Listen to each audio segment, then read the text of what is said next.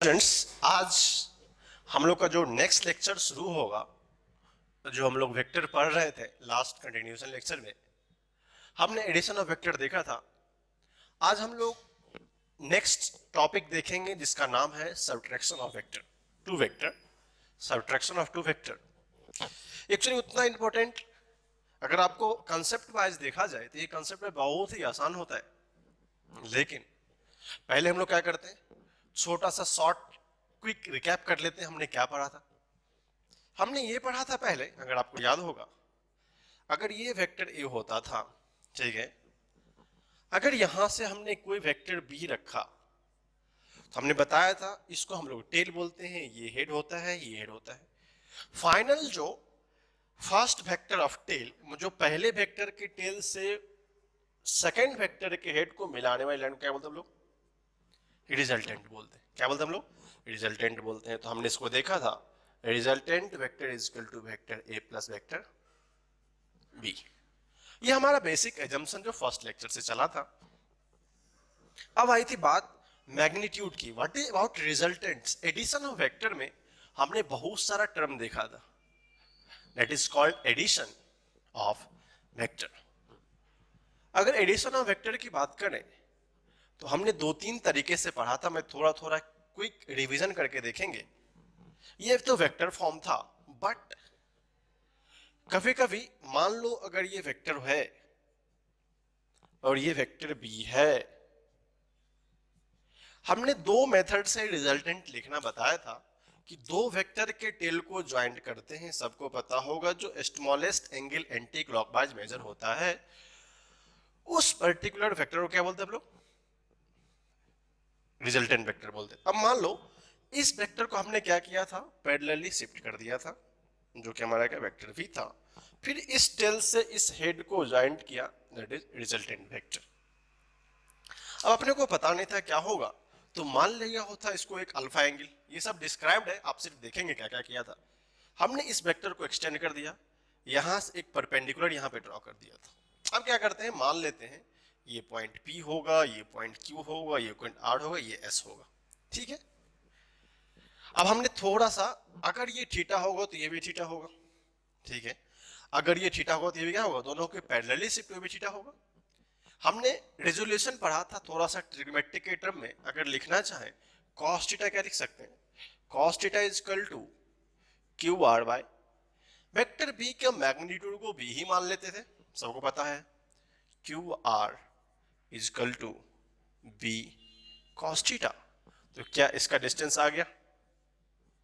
Similarly अगर हम लोग साइन थीटा की बात करें, क्या लिख सकते हम लोग? R S divided by B. तो आर एस क्या होता था हमारा? B sine theta. ये दोनों हमें पता था यहां से।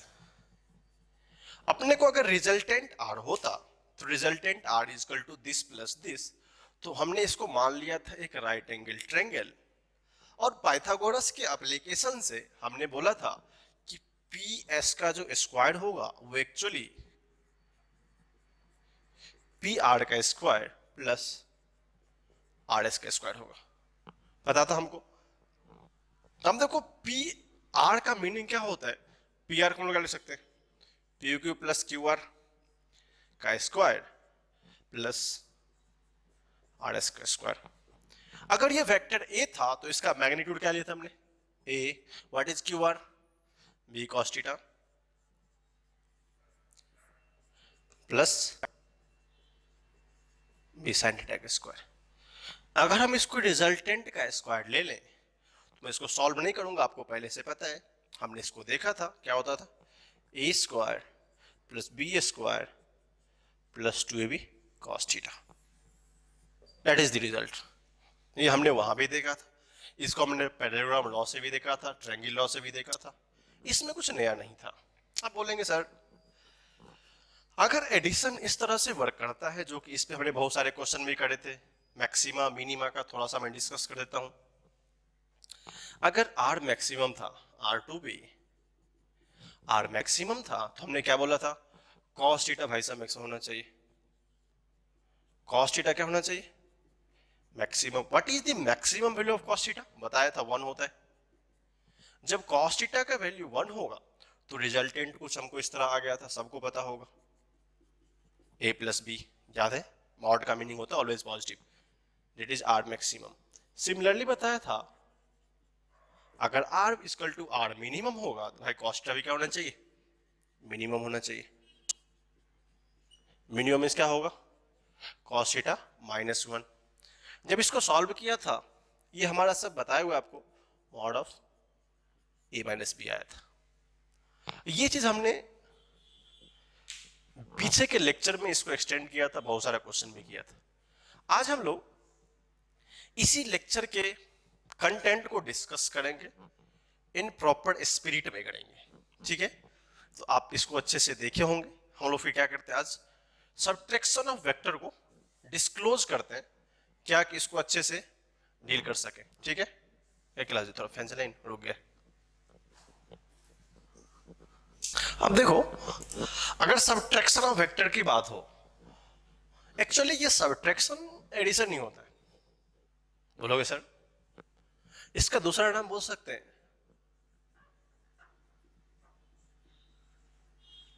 Addition of negative vector.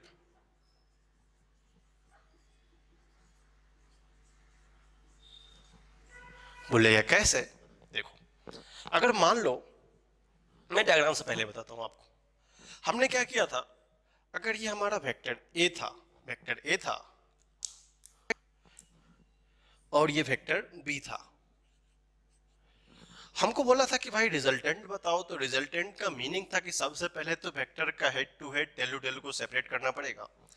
इसको सॉल्व करने के हमने क्या किया था, अगर ये वेक्टर ए है तो इसको यहां से पैरेलली क्या किया था, इसका एंगल समथिंग मान लेते थीटा, ठीक है। इसको पैरेलली शिफ्ट किया था कुछ ये इस तरह का वेक्टर बी हो गया था। फिर क्या बोला, इनिशियल टू टेल पॉइंट पे जो भी वेक्टर था वो क्या था, हमारा रिजल्टेंट था। अब रिजल्टेंट होगा इसको ऐसे लिख सकते थे, vector R is equal to vector A plus B.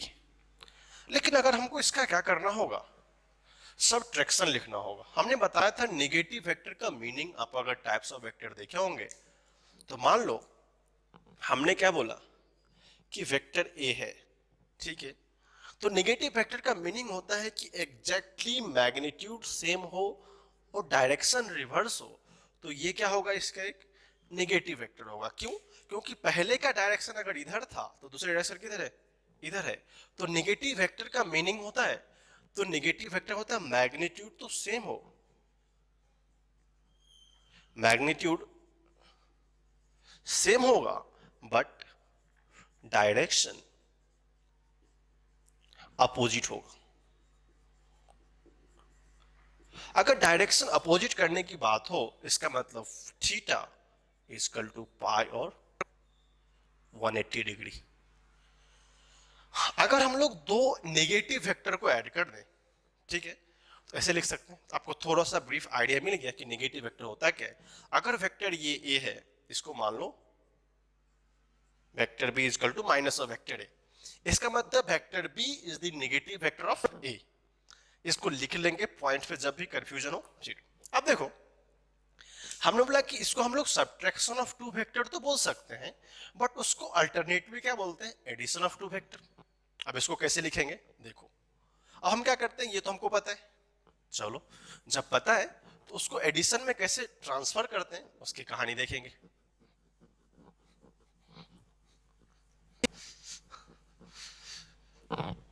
मान लो ये हमारा वेक्टर ए था, इसको डायरेक्शन लगा लेंगे, this is our vector A. Resultant लेकिन हमने क्या कहता है, शिफ्ट किया था। जब इसको यहां से शिफ्ट किया तो क्या हुआ, कुछ इस तरह का रिजल्टेंट आया था। अब देखो जब इसको शिफ्ट क्या होगा, ये वेक्टर बी, बट हमने अभी बात करी नेगेटिव वेक्टर में क्या एग्जैक्टली अपोजिट होता है, this is the minus of vector B, ठीक है। जब ये मिल गया अपने को तो रिजल्टेंट क्या होगा, ये हमारा टेल पॉइंट छो, ये पॉइंट हेड पॉइंट है, that is the mat of resultant. अब कोई बात करेगा ये पॉइंट तो हमारा एग्जैक्टली प्रॉपर वेक्टर था बी, बट इसका इसने क्या बोला कि नेगेटिव वेक्टर का एडिशन किया तो क्या हुआ, A resultant is equal to vector A plus minus of vector B. तो क्या आ गया हमारा, vector A minus vector B is equal to resultant vector.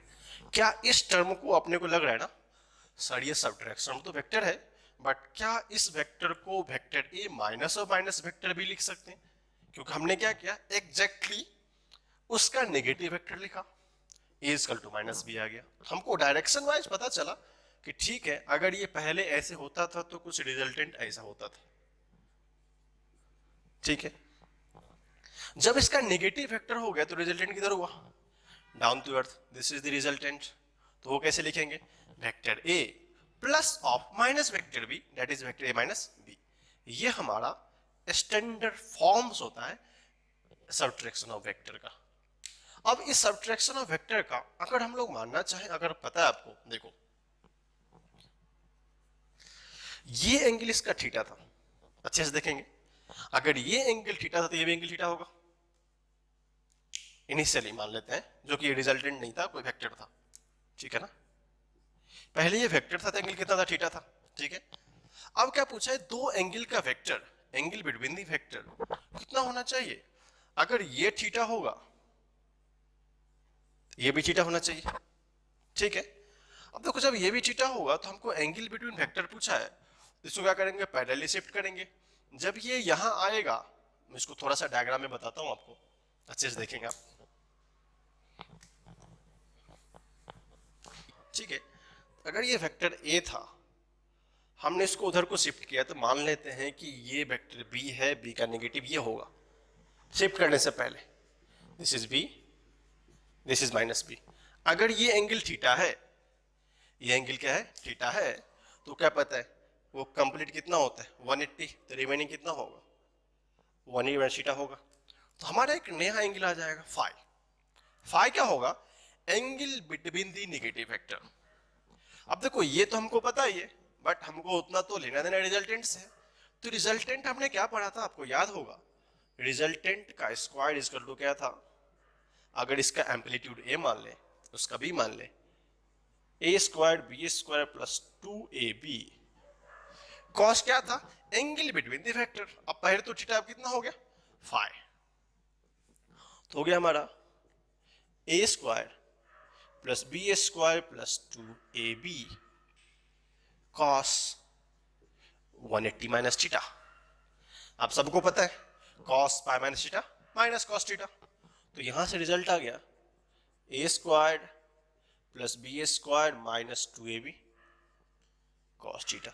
Actually difference इतना ही होता है दोनों के रिजल्टेंट में, या तो एडिशन हो या सब्ट्रैक्शन हो। अगर एडिशन होता तो यहाँ पे प्लस होता है, सब्ट्रैक्शन में माइनस होता है। तो इतना बताने का मतलब था कि आपको पता चलना चाहिए सब्ट्रैक्शन एक्चुअली है क्या। अगर एडिशन आता है तो सब्ट्रैक्शन कोई इंपॉर्टेंट गेम नहीं है, सब्ट्रैक्शन जस्ट यहाँ पे माइनस कर देंगे, और ये थीटा का थोड़ा सा मीनिंग होता है। आई होप इससे पहले भी आपने नेगेटिव वेक्टर कंसेप्ट लिखा था, आप इसको ड्रॉ करें, ये रिजल्टेंट लिखे। रिजल्टेंट होता कैसे हमने जस्ट लिख के दिखाया, resultant is equal to A minus B होता है, उसको A plus of minus B भी लिख सकते हैं, जो कि बहुत आसान था लिखना। उसका रिजल्टेंट की बात आई, जस्ट उस एंगल में ये सॉल्व कर चुके हैं, दोबारा लिखने की जरूरत नहीं, उतना प्रूफ रिक्वायर्ड नहीं है, जस्ट इसमें पुट कर देंगे तो अपने को रिजल्ट आ जाएगा। हमें यही चाहिए जो हम कभी कभी अप्लाई करेंगे। इसको पहले आप अच्छे से लिखें, इस रिजल्ट को लिख लीजिए, फिर हम लोग देखते हैं आगे और क्या करना है। अब देखो हम एक छोटा सा एग्जांपल लेके समझने की कोशिश करते हैं रिजल्टेंट कहना क्या चाहते हैं। देखो दिया हुआ है, सबसे पहले जो गिवन डाटा होता है उस पर अच्छे से कंसंट्रेट करो। वैसे भी कुछ टफ नहीं होता, सब आसान ही है, अगर देखोगे तो कुछ भी लगता नहीं। देखो angle between two vectors of magnitude, दो मैग्नीट्यूड दिए, कुछ दिक्कत नहीं है। मान लो ए वेक्टर होगा जिसका मैग्नीट्यूड 10 दिया हुआ है, सॉरी 5 न्यूटन दिया है, मान लेते इसको, अच्छे से देखना क्या कह दिया, और मुझे दूसरा है 10, तो मान लो बी इक्वल टू 10 न्यूटन, और ये जो थीटा है वो 37 दिया हुआ है, बताइए हमने लिखाया था 37 का वैल्यू कैसे निकालते हैं बेसिक मैथमेटिक्स में, आपको पता ही होगा।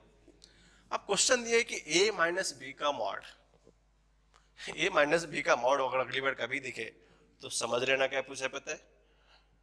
सबट्रैक्शन का रिजल्टेंट पूछा है। किसका पूछा है? सबट्रैक्शन का रिजल्टेंट। तो भाई फॉर्मूला क्या था अपना? रिजल्टेंट ऑफ सबट्रैक्शन रूट में क्या था? A square plus B square minus 2ab cos theta. कहानी खत्म। ये पूछा है, इसको हम लोग मान लेते हैं ये आर होगा। ये तो निकालना है। ए पता है, बी पता है, थीटा पता है, सॉल्व कर लेंगे। बहुत ही निहायत ही आसान क्वेश्चन है। ए का स्क्वायर 5 का स्क्वायर, बी का स्क्वायर 10 का स्क्वायर, 2 इंटू ए 5 इंटू 10 इंटू कॉस 37। अब बोलोगे सर कैसे याद रखें? मैं बताया था, अगर इक्टा इजकल टू 37 है, ये 4, ये 3, ये 4, ये 5 होता है। ये लिखा चुका हूं मैं, कॉस इजकल टू 4/5। सोचना ही नहीं है। अब क्या हो गया? 5 का स्क्वायर 25, 10 का स्क्वायर 100, 10 इंटू 10 डिवाइडेड बाय कितना? ये 4/5, 5 इंटू 2 80 हो गया। तो कितना हो गया ये? 125 माइनस 80 दैट इज 45। अब देखो ये भी करेक्ट है, इसका न्यूटन लिख लो। 45 को कोई लिख लेगा 3√5, इसका भी कोई प्रॉब्लम नहीं, सब करेक्ट। तो क्वेश्चन बहुत छोटे से हैं बट हमें अच्छे लगे। देखो सबसे आसान चीज होता है, अगर आपको बेसिकली सब समझ में आएगा, छोटा छोटा चीजें, छोटे छोटे क्वेश्चन है, फॉर्मुला बेस्ड क्वेश्चन है, समझ में आएगा, इसको अच्छे से लिखो। फिर लोग नेक्स्ट क्वेश्चन देखते हैं, 2-3 क्वेश्चन और करके देखते हैं, जो थोड़ा सा क्लियरिटी आ जाए समझने में हो क्या रहा है। अब देखो नेक्स्ट क्वेश्चन बहुत आसान है, थोड़ा सा सोचेंगे तो बनेगा। बोला कि एंगल फाइंड करो भाई किसके किसके बीच में? Vector A and vector A के बीच में। If vector A plus vector B divided by vector A minus B equal to 1 दिया हुआ है। देखो कोई भी अगर समझदार होगा, बाकी सब लोग समझदार ही है, तो क्या कर सकते हैं? बेटर टू फॉर्म मान लेते हैं कुछ। मान लो अगर वेक्टर ए का मैग्नीट्यूड हम लोग ए मान लिए, ठीक है, एंड वेक्टर बी का मैग्नीट्यूड हम लोग क्या किया? बी मान लिया। अब बोला कि इस कंडीशन दिया हुआ, ये हमारा क्वेश्चन दिया हुआ है। कभी कभी क्या होता है, क्वेश्चन थोड़ा सा इंटरेस्टिंग होता है क्योंकि रिजल्टेंट्स पता है कैसे कैसे अप्लाई करते हैं। ऐसे क्वेश्चन, बहुत सारे क्वेश्चन आप नीट में देखेंगे, छोटे छोटे लेवल में, जेई मेंस में भी कभी कभी छोटे छोटे क्वेश्चंस आते हैं रिजल्टेंट से रिलेटेड, जिसको हम लोग बाद में डील करेंगे।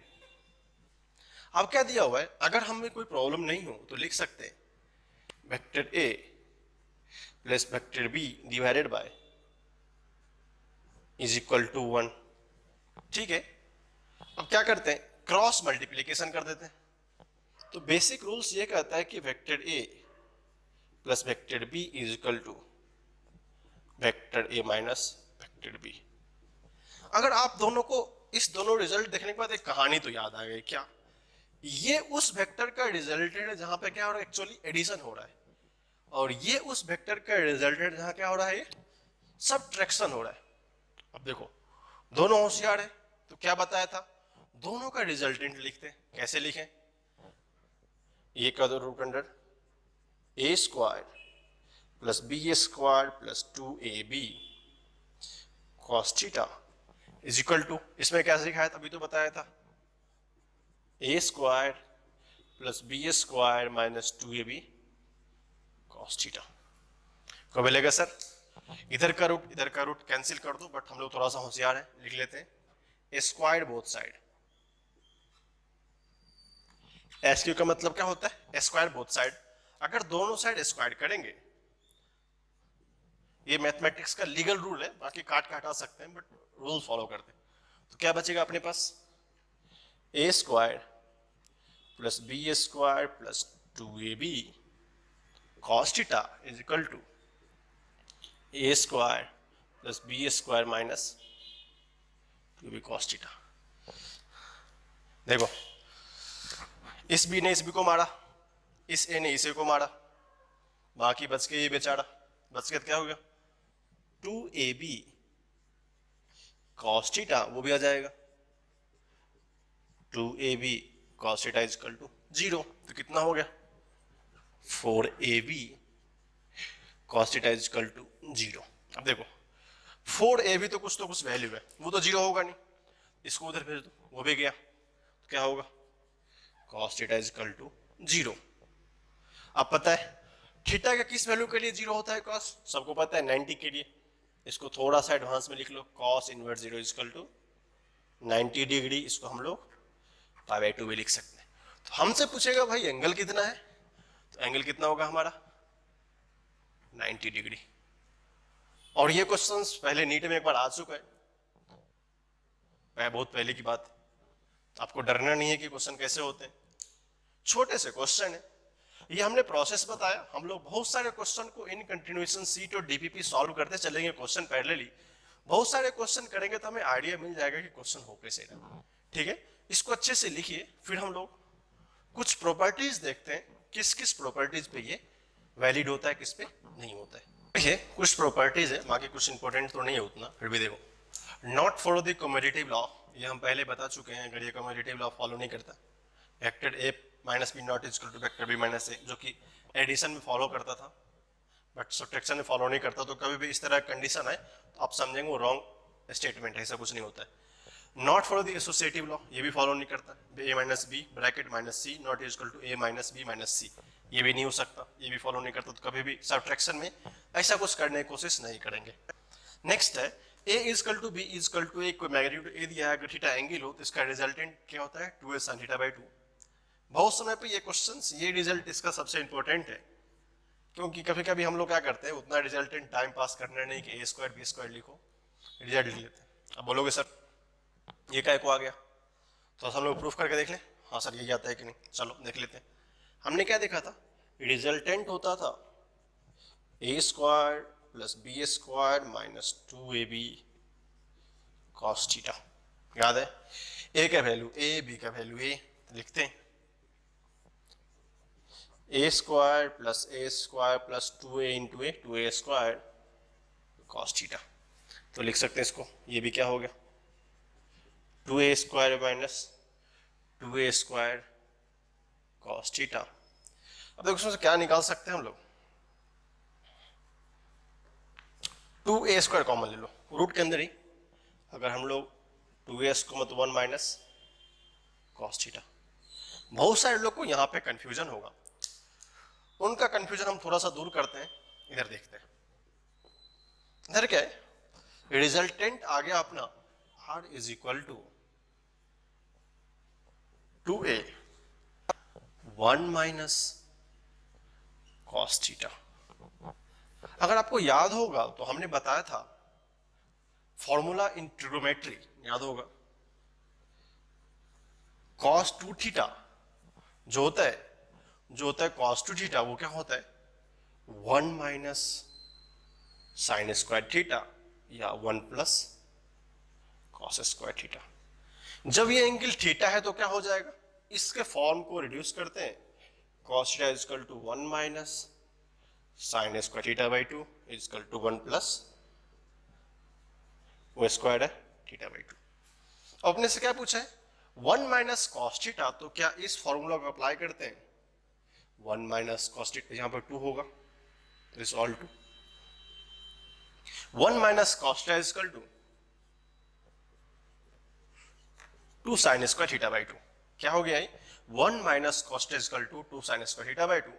तो क्या इसको हम लोग यहां पुट कर सकते हैं, ये चीज मैं पढ़ा चुका हूं आपको बेसिक मैथमेटिक्स में रिजल्ट्स के साथ। तो 1 माइनस cos थीटा ये हो गया, इसको देखेंगे तो फिर क्या होगा हमारा 2a into 2 sine square theta by 2। अब क्या हो गया root under 4a square sine square theta by 2, क्या बाहर आएगा 2a साइन थीटा बाई 2। ये तो अपने को प्रूफ करना था 2a साइन थीटा बाई 2। तो कभी कभी एग्जाम में ये एज रिजल्ट पूछ लेते हैं कि कितना होगा बताओ, अगर हमको प्रूफ करने आता है तो प्रूफ कर लेंगे, एक बार कर लेंगे तो हम लॉन्ग टर्म में याद रख सकते हैं। ठीक है, आप इस रिजल्ट को लिख लीजिए, बाकी ये दोनों याद रखेंगे और फिर इसका एप्लीकेशन करेंगे जो कि शॉर्टकट हो, उतना हमको बार बार वेक्टर ए प्लस बी का होल स्क्वायर कितना बार लिखेंगे। तो ये हमारे जनरल यूज्ड में आने वाला रिजल्ट है, जो कि ये प्रॉपर्टी को लिख लीजिए, इस इंपॉर्टेंट प्रॉपर्टी के डिस्क्रिप्शन को भी लिख लीजिए। फिर हम लोग कुछ क्वेश्चन से इसको और थोड़ा अच्छे समझने की कोशिश करते हैं या फिर बताना क्या चाहता है ये, क्योंकि हमने अभी क्वेश्चन देखा, फॉर्मूला देखा। एक्चुअली इसका इंपॉर्टेंस तभी तक है जब आपको अगर एडिशन नहीं है तो फिर प्रॉब्लम होगा। ठीक है ना, अगर आपको एडिशन आता है तो ये कुछ नया चीज नहीं है। ठीक है, addition is the very important form. हमने एडिशन में बहुत सारे क्वेश्चन डिस्कस भी किया था। सब्ट्रैक्शन में कुछ नहीं है, सिंपल सा चीज है, और आप इधर से डील करना चाहो उधर से करना चाहो, anyway you can solve it. तो इसको लिखो, फिर हम लोग नेक्स्ट कुछ प्रॉब्लम अच्छे अच्छे क्वेश्चन करके देखते हैं कि हमें एक्चुअली एडिशन एंड सब्ट्रैक्शन की अंडरस्टैंडिंग बढ़ी है कि नहीं। एक्चुअली इनफैक्ट वन बात मैं तुमको बताता हूं, अगर रियलिटी में बात करें तो वेक्टर के एडिशन सब्ट्रैक्शन ऑलमोस्ट एक लेक्चर की कहानी है। एक लेक्चर का मतलब जस्ट फॉर्मूला बेस्ड है, क्वेश्चन सॉल्व कर लेते हैं, बट आपको डीप से बताने का मतलब है, you are a first time, आप लोग पहली बार पढ़ रहे हैं, तो आपको पता चलना चाहिए कि कोई चीज हो क्यों रहा है। क्योंकि जब बच्चे 10th से 11th में आते हैं, जब आते हैं तो उनको बहुत सारा क्यूरियोसिटी होता है, ठीक है सर मुझे ये तो आता है बट ऐसा क्यों होता है, ये क्यों नहीं होता है। डेट्स वाइज डेरिवेशन रिक्वायर्ड होते हैं। जो आपका क्वेश्चन होता है क्यों होता है, कैसे होता है, जब भी कंपटीशन एग्जाम होता है तो सारा क्वेश्चन वहीं से आता है। जो आप सोचते हो सर ये कैसे हो गया, वाई व्हाट हाउ, जो भी आपके मन में डिजायर होता है क्वेश्चन का, सर ये कैसे आ गया, रिजल्ट्स पे बहुत कम एंट्रेंस एग्जाम में क्वेश्चन आता है। अगर आप ऑब्जर्व करेंगे तो जो आपके अंदर जो अंडरस्टैंडिंग होगा क्वेश्चन पूछने का, सर ये क्वेश्चन आता कैसे, एक्चुअली सॉल्व कैसे हो रहा है, वो मैटर करता है आपके कंसेप्ट पे। अगर सबको पता है 2a cos थीटा के बाद सब फंस जाएंगे यहाँ पे। इस रिजल्ट के बाद सब सोचेंगे ठीक है यार इसके बाद तो कुछ याद ही नहीं। अगर जिस बंदे ने बेसिक मैथमेटिक्स का एप्लीकेशन पढ़ा है, जिस बंदे को ये रिजल्ट पता है कि cos 2 थीटा कुछ ऐसा होता है, कुछ इस फॉर्म में लिखते हैं, cos थीटा इसका हाफ एंगल होगा, क्योंकि ये ऑलरेडी डिस्कस है। आपको बोला था मैं कि जब मैं बेसिक पढ़ाया था तो कि सारा एप्लीकेशन कहीं ना कहीं पूरे फिजिक्स में आते रहेंगे। तो अगर आप यहाँ पे फंस जाएंगे फिर आप सॉल्व नहीं कर पाएंगे। फिर आप cos थीटा का वैल्यू पता नहीं है, कैसे निकालूं, half angle full angle, nothing else, कुछ दिया ही नहीं है। अगर आपको ऑप्शन ये दिया सोचेंगे ओके ऐसे नहीं हो सकता, ऐसा तो ऑप्शन में दिया ही नहीं है। तो भाई बहुत कंफ्यूजन होता है सोचने में। तो बेटर होता है कि हम लोग सारा प्रोसीड देखेंगे, जो आपका क्वेश्चन होगा सर ये क्यों हो रहा है, कैसे हो रहा है, अगर आपका वो डाउट्स क्लियर होते चलेंगे, you can easily solve basic से बेसिक क्वेश्चन। अभी तो हम लोग स्टार्टिंग फेज में बेसिक से बेसिक क्वेश्चन सॉल्व कर सकते हैं और अच्छा से अच्छा क्वेश्चन भी बना सकते हैं। सो इसका सीखने का मतलब ये, हम लोग थोड़ा सा एडिशन सब्ट्रैक्शन से ऊपर चलेंगे तो कुछ क्वेश्चन का एनालिटिकल फॉर्म हो जाए तो हमको पता चले कि हमने कुछ सीखा है। अब देखिए हम लोग एक थोड़ा सा स्टैंडर्ड क्वेश्चन करते हैं। एक्चुअली ये क्वेश्चन पीएमटी का पूछा क्वेश्चन है। ये क्वेश्चन आईपीएमटी का पूछा हुआ क्वेश्चन है, थोड़ा सा अंडरस्टैंडिंग हमारे क्लियर हो। सबसे पहले हम लोग क्या करते थे क्लास 9 10th में, जब भी कंफ्यूजन हो गिवन डाटा तो लिखो क्या दिया हुआ है, वेक्टर ए का मैग्नीट्यूड क्या है, ए है, A is equal to B is equal to this, vector B का भी मैग्नीट्यूड ए ही दिया है, और इसका जो रिजल्टेंट आर है, ए प्लस बी की बात हो रही है, उसका मैग्नीट्यूड क्या दिया है, ए ही दिया है। तो पूछा है भाई साहब वेक्टर ए माइनस वेक्टर बी का वैल्यू कितना होगा। बोलेंगे सर वेक्टर ए माइनस बी निकालने सबसे पहले फॉर्मूला पता है अपने को, क्या होता है, ए square plus B square plus 2a B cos theta, ये होता है। अगर हम लोग गिवन डाटा में देखते हैं तो पता चलता है सर ए भी दिया है, बी भी दिया है, बट ये कॉस थीटा मिसिंग है, ये कॉस थीटा नहीं दिया हुआ है। जब कॉस थीटा नहीं है तो सोचते हैं कि कौन सा रिलेशन अप्लाई करें कि अपने को कॉस थीटा मिल जाए। जब हम लोग देखते हैं अगर कॉस थीटा की बात होती है तो सबसे पहले सोचते हैं एक रिजल्ट दिया हुआ है, क्या इसका स्क्वायर की बात हो, दिस इज द मॉड। हम लोग को पता है कि अगर ये रिजल्टेंट आर स्क्वायर था, अगर इसको हम लोग मान लें आर, क्योंकि ए प्लस बी को हम लोग आर मान सकते, तो क्या सीखा था हमने, ए का स्क्वायर प्लस बी का स्क्वायर प्लस 2ab, क्योंकि यहां भी थीटा आता है और यहां भी थीटा है। अगर आर का वैल्यू ए स्क्वायर है, आर का वैल्यू कितना है, ए स्क्वायर है, फिर देखेंगे यहाँ पे इसका वैल्यू क्या है, ए square plus A square plus 2a square cos theta. अब हमें लगता है कि ठीक है, ये इससे हट जाएगा, इससे हट जाएगा, तो यहाँ क्या बचने वाला है? 1। यहाँ कितना आ गया? 1। फिर क्या होगा? 2 प्लस 2 कॉस थीटा आ गया। इसको सॉल्व करना चाहे 2 cos theta is equal to -1।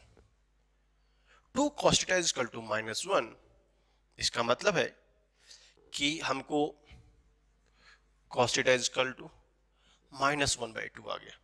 अब देखो -1/2 का वैल्यू तो हमें पता ही है कितना होता है, लेकिन हम लोग थीटा निकाले या cos थीटा का वैल्यू डायरेक्टली वहां पुट कर दे। जब cos थीटा का वैल्यू हमको यहां से मिल गया, गो टू हेयर, ये तो निकालना है।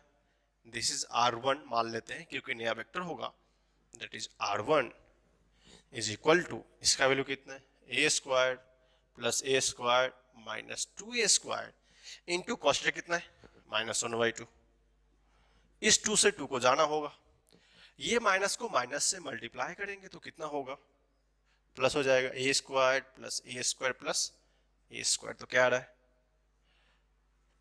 3a स्क्वायर आ गया। तो ये जो रिजल्टेंट हमारा R1 होगा, √3 times of a. It is beautiful question. आप बोलोगे कैसे? क्योंकि एक का रिजल्टेंट अप्लाई करके सेकंड में पुट अप करना, then you get the answers. तो ये क्वेश्चन एक्चुअली एआईपीएमटी वाले ने पूछा था। तो वेक्टर में थोड़ा सा ट्रिकी क्वेश्चन होते हैं, समहाउ एडिशन से, समहाउ सब्ट्रैक्शन से। तो हमको पता चलना चाहिए कि कहाँ पे कौन सा आप कंसेप्ट अप्लाई कर सकते हैं। आप एक इस तरह क्वेश्चन देख चुके हैं तो फिर आप आराम से सॉल्व कर सकते हैं। इसको अच्छे से लिखिए, फिर हम लोग नेक्स्ट क्वेश्चन को देखते हैं।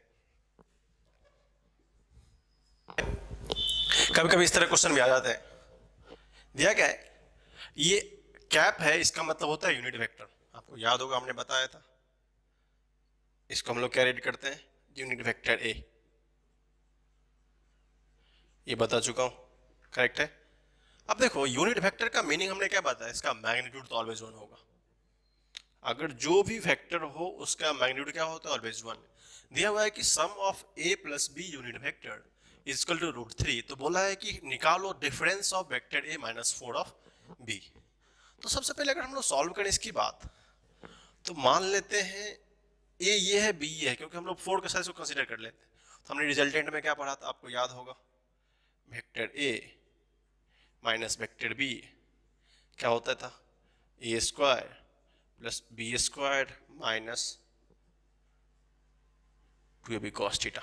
अब देखो कंफ्यूजन तो ए बी में है नहीं, क्यों? हर एक यूनिट वेक्टर मैग्नीट्यूड कितना होता है? 1। तो उसमें प्रॉब्लम नहीं। प्रॉब्लम यहां फिर से हो गई थीटा पे। अब थीटा कैसे निकाला जाए? Same concept again apply. यहां पे क्या पढ़ा था? वेक्टर ए प्लस वेक्टर बी का यूनिट का फॉर्म √3 दिया है, ठीक है। अब मान लो अगर √3 दिया है तो अपने को क्या पता है? इसका रिजल्टेंट क्या होता है? इस वेक्टर का square plus this vector plus 2a unit vector, याद होगा, cos थीटा, ठीक है। अब इसके मैग्नीट्यूड की बात चल रही है तो सबका मैग्नीट्यूड तो 1 ही होता है। तो रिजल्टेंट कितना होगा? √3 is equal to 1 + 1 + 2 cos theta root. फिर से रूट काट सकते हैं, बट बेटर है स्क्वायर कर दो, कंफ्यूजन नहीं होगा अपने को, ठीक है। स्क्वायर करने के बाद ये आ जाएगा 3, ये होगा 2 + 2 cos थीटा। कुछ ऐसे ही लग रहा है क्या? 2 cos theta is equal to 1 cos theta is equal to 1/2, that means theta is equal to 60 degree. चलो जब थीटा पता चले वहां कुछ पुटने रिक्वायर्ड है क्या? नहीं। चलो यहाँ पे लेकिन क्या है? ए का वैल्यू तो 1 होगा, बट बी का वैल्यू क्या है? मैग्नीट्यूड तो 1 है बी का, बट उससे 4 से मल्टीप्लाई है, तो बी का वैल्यू कितना हो जाएगा? 4 × 1 4। क्यों? क्योंकि ये v का वैल्यू 4 टाइम्स ऑफ b है, तो a square plus b square plus 2ab into cos theta. तो कॉस थीटा हमने यहां से निकाल लिया है, तो a का वैल्यू 1 है, तो जस्ट पुट करते फॉर्मूला में, √100 का स्क्वायर 1 प्लस b कितना है? 4 का square minus 2 × 1 × 4 into cos theta 1/2। इस 2 से 2 को जाना होगा, क्या बचा 4 प्लस का 15 प्लस 16 प्लस 1 17, 16 प्लस 1 माइनस 4, क्या हो रहा है, दिस इज 4 या 17 minus 4 that is root 13, that is the value of this.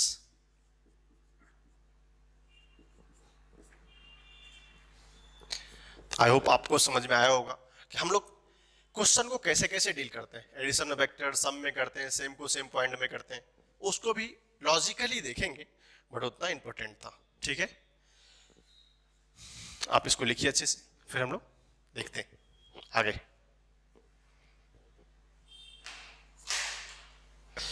हम लोग लास्टली थोड़ा सा देखेंगे कि कुछ इसका एप्लीकेशन होता है, सारा चीज हम लोग फ्यूचर में जब पढ़ेंगे तो आएगा, इसमें कुछ नया नहीं है। Find the change in vector quantity, जब भी कोई वेक्टर क्वांटिटी का चेंज होता है वहां पर ये सब्ट्रैक्शन बहुत इंपॉर्टेंट होता है। जैसे फर्स्ट है चेंज इन वेलोसिटी, जब ये टर्म हम लोग काइनेमेटिक्स डील करेंगे, जो कि इसके बाद का टॉपिक है काइनेमेटिक्स, वहां पे ये टर्म आएगा। सिमिलरली ये रिलेटिव इसी का पार्ट है, काइनेमेटिक्स में भी आएगा इसका टर्म।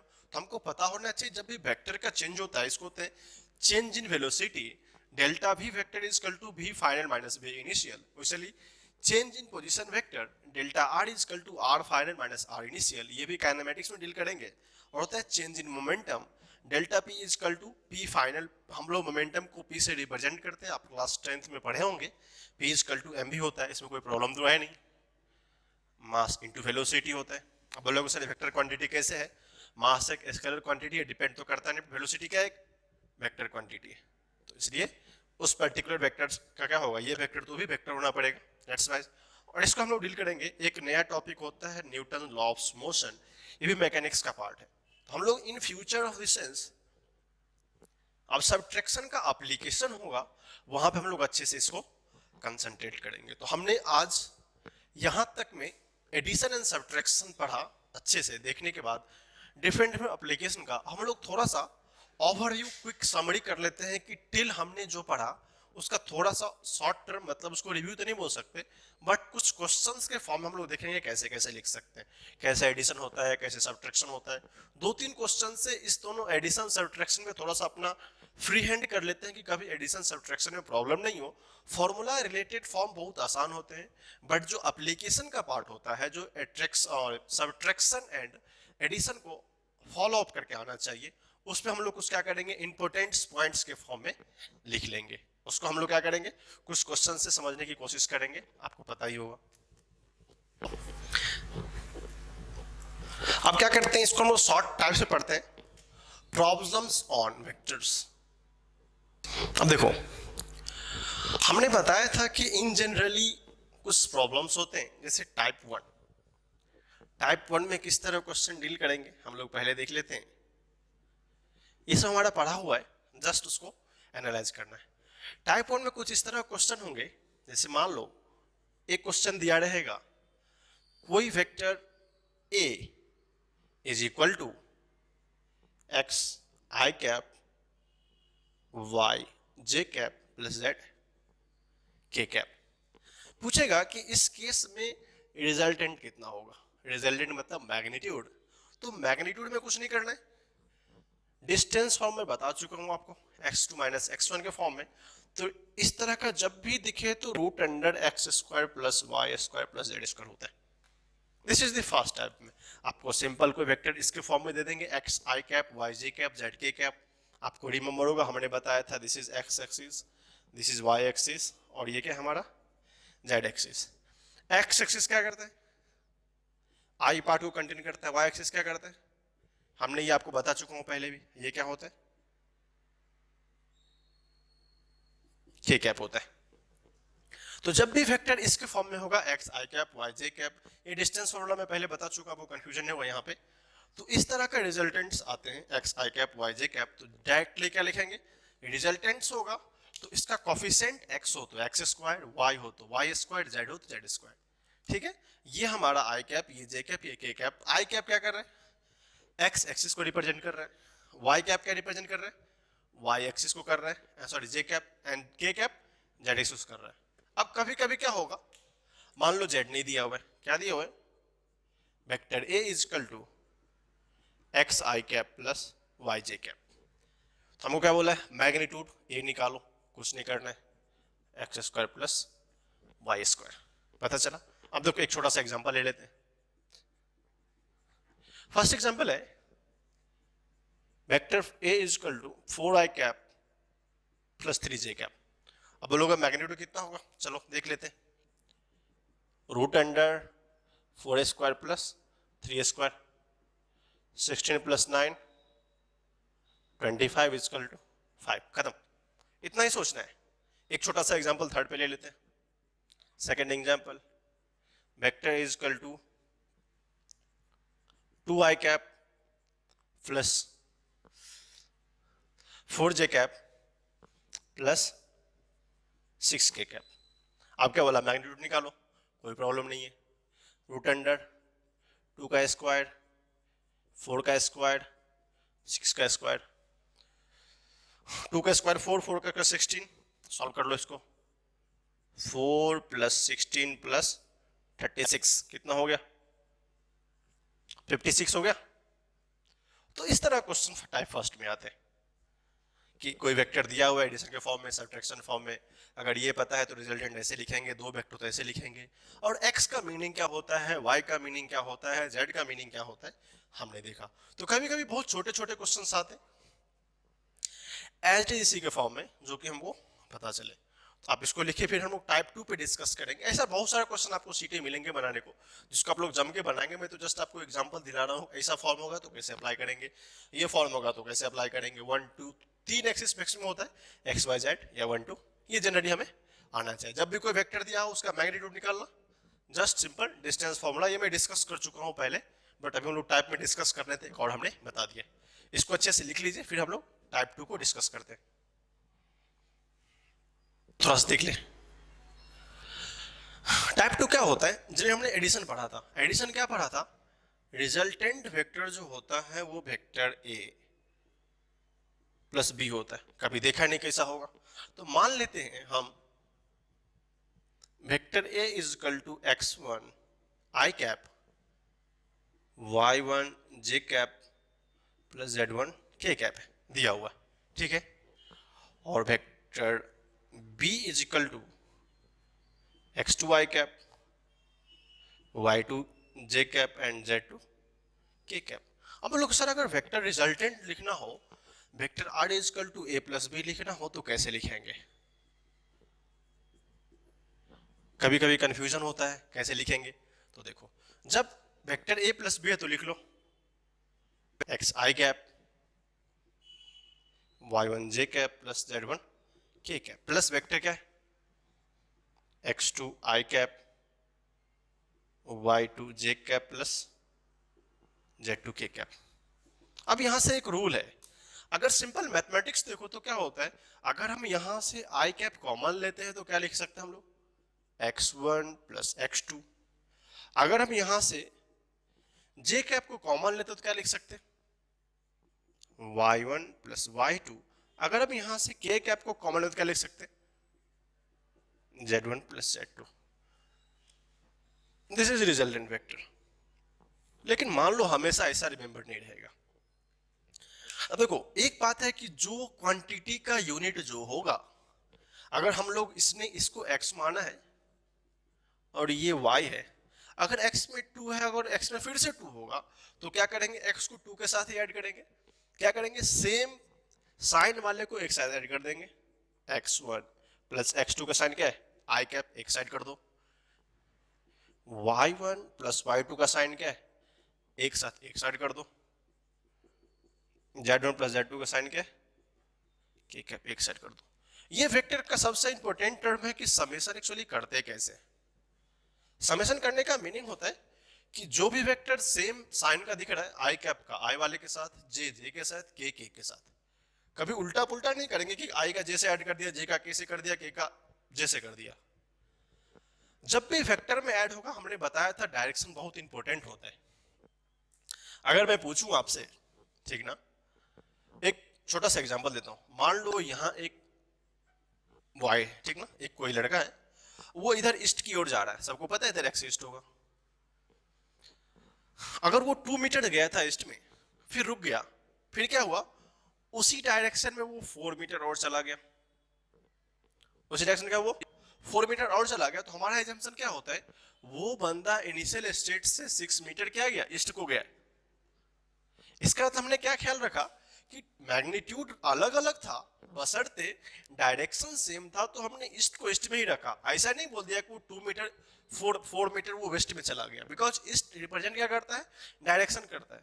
तो ये हमको कॉमन सेंस से पता चलता है, अगर 2 मीटर पहले आया था, 2 मीटर फिर से बाहर आएगा, तो 4 मीटर आया, तो क्या हुआ, 6 मीटर वो ईस्ट में ही गया था, करेक्ट ना, इधर ही आया था। इसलिए हमने यहां करके देखा, जो भी डायरेक्शंस फॉलो होंगे, मैग्नीट्यूड कुछ भी होगा, उसको डायरेक्शन साथ ऐड करेंगे। हम लोग एक दो एग्जांपल्स इसको अच्छे से देखते हैं कैसे कैसे सॉल्व करते हैं। मान लेते हैं कि एक कोई वेक्टर है, वो I cap plus 2j cap minus K cap है, ठीक है। दूसरा वेक्टर है बी है, वो 2i cap plus 4j cap plus 4k cap है। अब अपने से पूछा है कि a प्लस बी बताओ, कितना आसान है, a plus B, I cap common लो, कितना है 1 + 2, जे कैप कॉमन लो, कितना है वहां पे 2, यहाँ पे कितना है 4, चलेगा, के कैप ले लो, कितना यहाँ 4, वहां 1, कुछ भी आगे पीछे लो, कोई फर्क नहीं पड़ेगा। 4 में से 1 जाए कितना बचेगा, 3 बचेगा, क्या बचा 3i cap plus 6j cap plus 3k cap, बस खत्म, इतना ही करना होता है, ठीक है। आपको समझ में आ गया कैसे कैसे ऐड करते हैं, सिंपल सी कहानी होती है। अब इसमें थोड़ा सा अल्टरेट फॉर्म होता है, अल्टरेट मतलब बोलेंगे सर कैसे, तो कभी कभी लोग इस तरह, मैंने क्वेश्चन देखा था अभी, अगर मैं आपसे पूछ लूं इसी क्वेश्चन में वेक्टर ए प्लस 2b कितना होगा, इसका वैल्यू कितना होगा, तो बोलोगे सर साइन में तो ऐड करेंगे, बट ये बी दिया है, तो सबसे पहले क्या करते हैं, वेक्टर ए को बी को 2 से मल्टीप्लाई कर देते हैं, तो वेक्टर ए कितना है आई कैप। देखेंगे इस तरह क्वेश्चन कैसे सॉल्व करते हैं, अगर कोई भी कांस्टेंट, ये मैं बता चुका हूं, कांस्टेंट मल्टीप्लाई होगा, जस्ट कैसे सॉल्व करते हैं, I cap plus 2j cap minus K cap plus 2 into what is vector B, right down लिखो, 2i cap plus 4j cap plus 4k cap. अब इसी को सॉल्व करने, सबसे पहले इसको सब में मल्टीप्लाई कर दो, क्या हो जाएगा, I cap plus 2j cap minus K cap plus 4i cap plus 8j cap plus 8k cap. अब तो सॉल्व आसान करना है, आई का कॉमन लिया 1 + 4 प्लस जे कॉमन लिया 2 + 8 प्लस कॉमन लिया 1 + 8, क्या आ गया 5i cap plus 10j cap plus 7k cap. This is the a plus 2b, इसका वैल्यू होगा।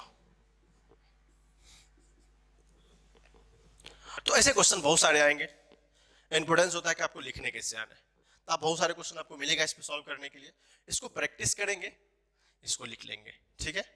इसको अच्छे से लिख लीजिए, फिर हम लोग नेक्स्ट टाइप को देखते हैं। टाइप 3 है सब्ट्रैक्शन वाले में, हमने अभी तक ए बी का देखा था। मान लो वेक्टर ए ये है, x1 i cap y1 j cap, अगर आपको एडिशन आता है तो सब्ट्रैक्शन कुछ नहीं है, जस्ट माइनस कर दे रहे हैं, अभी देखते हैं कैसा होता है।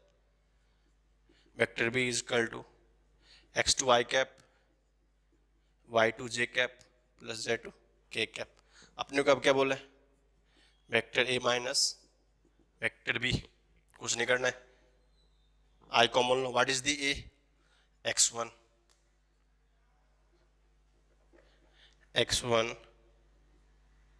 आई cap plus y1 j cap plus z1 k cap, but सब क्या होगा, पूरा माइनस में आएगा,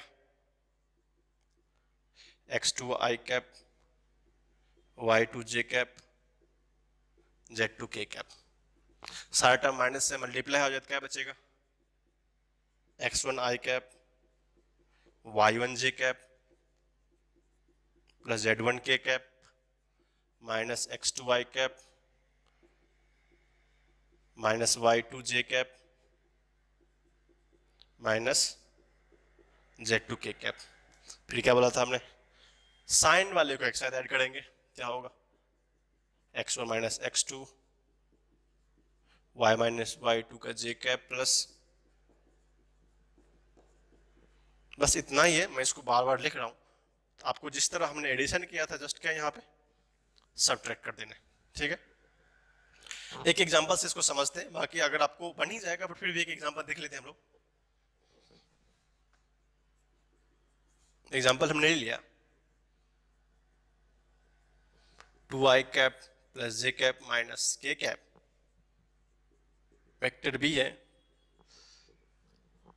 i cap minus 4j cap plus 2k cap. अब इसमें सिंपल सी बात है, a माइनस बी बोलेगा या b माइनस बी, पूछने पे डिपेंड करता है। इसने बोला a माइनस बी, पहले a को लिखो, क्या लिखा 2i cap plus j cap, solve कर सकते हैं आप, प्रीव्यू में बता देता हूं, आप आंसर देख लेंगे सॉल्व करके, minus k cap minus of i cap minus 4j cap plus 2k cap. इसको सॉल्व करो, 2i cap plus j cap minus k cap minus i cap plus 4j cap minus 2k cap. सबका sign बाहर निकालो, 2 minus 1 j 1 plus 4 plus k minus 1 minus 2, कितना हो गया 1 i cap को i cap लिख सकते हैं, 5j cap minus 3k cap. कुछ नया नहीं है, छोटा छोटा सा क्वेश्चन है, इसको लिख लेंगे, ठीक है। इसको भी लिख लीजिए, इस तरह का एडिशन कैसे होता है, सब्ट्रैक्शन कैसे होता है, कैसे कैसे ऐड करते हैं, सेम वैल्यू को ऐड कर सब्ट्रैक्ट करते हैं। इसमें एक मैं उसी तरह क्वेश्चन बता सकता हूं जो आपको पहले से पता होगा, जो हमने डिस्कस किया था a प्लस 2b का। अगर उस तरह का फॉर्म हो तो क्या करेंगे, हमसे पूछ देगा, इसी क्वेश्चन को कंटिन्यू करते हैं, पूछेगा vector a minus of 2 times of vector b क्या होगा। कुछ नया नहीं ना, जस्ट उससे मिलकर का सब्ट्रैक्ट कर देना। मैं कर देता हूं, आप लोग देख लेंगे क्या है, 2i cap plus j cap minus k cap minus 2, vector b क्या लिखा आपने i cap minus 4j cap plus 2k cap. क्या लिख इसको 2i cap plus j cap minus k, इसको 2 से मल्टीप्लाई करो, minus 2i cap plus 4j cap minus 2k cap. अब देख रहे क्या, अगर i कैप कॉमन लेते हैं तो 2 माइनस 2 तो 0, ये तो चला गया। अगर अपन j कैप कॉमन लेते हैं 1 प्लस 4, अगर हमने क्या किया प्लस k कैप कॉमन लेते हैं माइनस 1 माइनस 2, ये तो 0 हो जाएगा, तो क्या बचेगा 5j cap minus 3k cap. इसका मतलब i नहीं होगा, 0 मल्टीप्लाई कर देंगे, 0 i कैप भी रहेगा, उसमें कोई प्रॉब्लम नहीं है, ठीक ना, बट इसका कोई मीनिंग नहीं होता। दिस इज द फॉर्म, हम लोग ऐसे लिख सकते हैं। तो इस तरह के बहुत सारे क्वेश्चंस आते हैं जो कि हमको वहां पे रिलेट होना चाहिए। तो हमने हर एक टाइप का क्वेश्चन दिया है, आप अपने सीट को सॉल्व करेंगे तो आपको बहुत सारे ऐसे क्वेश्चन आपको मिलेंगे, कैसे वेक्टर का एडिशन होता है, कैसे वेक्टर का सब्ट्रैक्शन होता है। ये हमारा टाइप 3 था, ठीक है। इसको अच्छे से लिखिए, फिर हम लोग नेक्स्ट टाइप देखते हैं। एक्चुअली ये टाइप 4 बेस्ड होता है यूनिट वेक्टर पे, आपको याद होगा, थोड़ा सा हम लोग डिस्क्रिप्शन कर लेते हैं यूनिट वेक्टर पे। अभी हमने देखा था यूनिट वेक्टर को रिप्रेजेंट करते हैं, that is called cap, correct है। किसी वेक्टर पर अगर एक कैप लगता है उसको क्या आप लोग बोलते हैं, ए कैप या ए हैट, इसको यूनिट वेक्टर से रिप्रेजेंट करते हैं। तो यूनिट वेक्टर का वैल्यू आपको सबको पता होगा, उस पर्टिकुलर वेक्टर को अगर उसके मैग्नीट्यूड से मल्टीप्लाई करते हैं, डिवाइड करते हैं, तो क्या होता है, एक हमें यूनिट वेक्टर मिल जाता है, ठीक है। अब थोड़ा सोचो, हमको कभी कभी मान लो कोई यूनिट वेक्टर दिया गया है, एज्यूम कर लेती है, तो हमको पहले का फॉर्म है a cap equal to vector a by magnitude of a, और हमको पता है कि यूनिट वेक्टर का मैग्नीट्यूड क्या होता है, ऑलवेज यूनिटी होता है। ठीक है, ये दोनों बेसिक कंसेप्ट था। अब इस पे एक एग्जांपल कैसे आ सकते हैं, मान लो कोई वेक्टर ए है, वो दिया हुआ है x i cap y j cap. इस केस में बोलेगा कि भाई मैग्नीट्यूड तो बताओ। अब देखो मैग्नीट्यूड के फॉर्म में अगर लिखना चाहे तो अगर ये वेक्टर है तो इसको यूनिट वेक्टर कैसे लिख सकते हैं, इसके फॉर्म में लिख सकते हैं। कैसे, अगर रिजल्टेंट लिखना हो तो that is the I cap of magnitude, कितना हो जाएगा अपना। ठीक है, अगर ये वेक्टर है ए, इसका अगर यूनिट वेक्टर क्या लिखो, वेक्टर ए कितना हो ये x i cap plus y j cap. इस रिजल्टेंट का मतलब आपको सबको पता है, क्या बताया था, याद होगा सबको, हमने बोला था अगर ऐसा कुछ हो तो क्या लेना है, x square plus y square. ये तो बताऊं मैं पहले आपको बताया था, तो क्या हो जाएगा root under x square plus y square. ठीक है, ये तो आपको पता ही था। तो ये टर्म बहुत इंपॉर्टेंट है, ये टर्म क्या है, बहुत इंपॉर्टेंट है।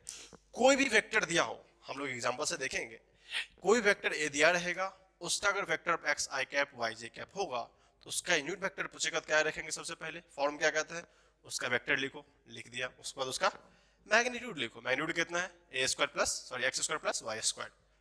अब इसको देखना तो आसान है, एक दो एग्जांपल इसको और समझने की कोशिश करते हैं क्या होगा। जैसे एग्जांपल है, फर्स्ट एग्जांपल लेते हैं,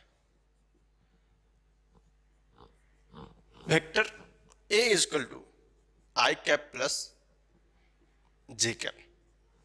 अब बोला कि इसका यूनिट वेक्टर लिखो, कितना होगा। हमने क्या सीखा यहां पे, यूनिट वेक्टर होता है उस particular vector divided by vector का मैग्नीट्यूड। अगर पर्टिकुलर वेक्टर की बात हो कितना एक्स आई जे कैप, यहां पे नहीं कुछ होगा तो वन ले ले, कोई प्रॉब्लम तो है नहीं। इसका मतलब x is equal to y is equal to one है, इसका मतलब वन का स्क्वायर प्लस वन का स्क्वायर कितना होगा, रूट टू होगा। I cap plus j cap by root two, this is the unit vector. दूसरा एग्जांपल ले लो, मान लो vector is equal to two i cap plus four j cap है, बोलेगा इसका यूनिट वेक्टर लिखो।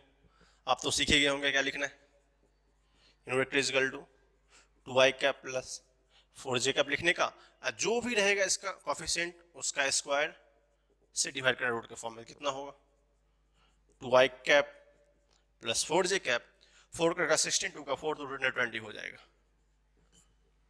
इस तरह बहुत सारे क्वेश्चंस आएंगे जो कि हमको सॉल्व करना है, इसको लिख लीजिए। फिर हम एक क्वेश्चन देखते हैं, वैल्यू रिगार्डिंग कैसा होता है। ठीक है, उसको अच्छे से लिखेंगे।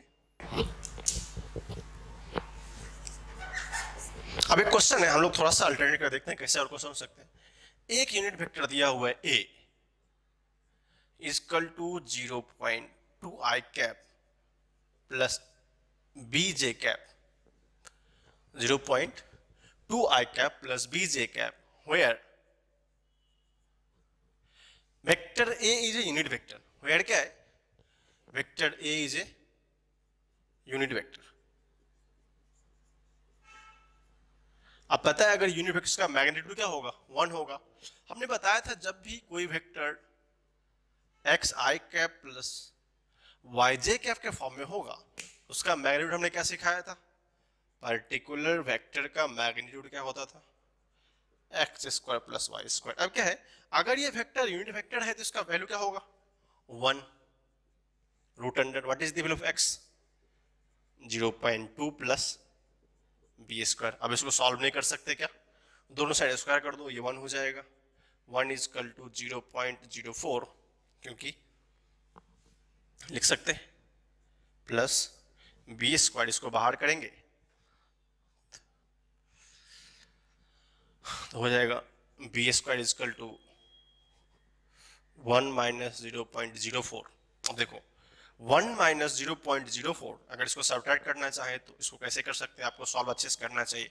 मैं आपको बेसिकली करके बताता हूँ कि कभी कभी लोग कंफ्यूज हो जाते हैं कि कैसे इसको सब्ट्रैक्ट करना है। एक करके बताता हूँ मैं कैसे सॉल्व करेंगे। पॉइंट वाले में कभी भी प्रॉब्लम हो तो देखना किस तरह करते हैं।